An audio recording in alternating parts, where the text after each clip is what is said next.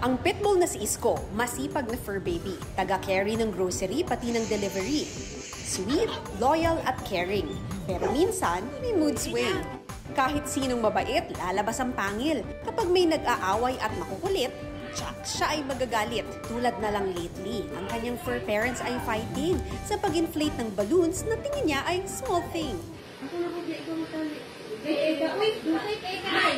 Imbes raw tumahimik, naghampasan ng lobo ang humans. Kaya si Isko na nagpapahinga, parang lalong na bad trip.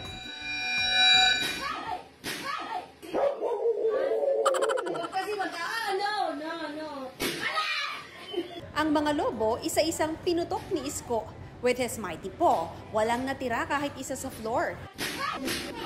Ang kanyang fur mom na si Richie, napasalampak sa paghagikik. She can't do anything dahil si Isko gumawa ng scene. Sa kanyang kapatid, siya daw ay nagpapatulong noon kung sino ang magbobomba ng lobo para sa 4th birthday ni Isko.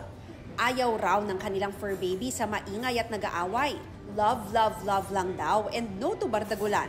Pero si Isko na mukhang matapang, tanggal ang kanyang angas sa kulog at kidlat, siya'y kumakaripas. Ang kanyang birthday celebration natuloy naman matapos ang commotion. At sa balloons, siya ay totally naka-move on. Para sa GMA Integrated News, Mav Gonzalez, nakatutok, 24 oras.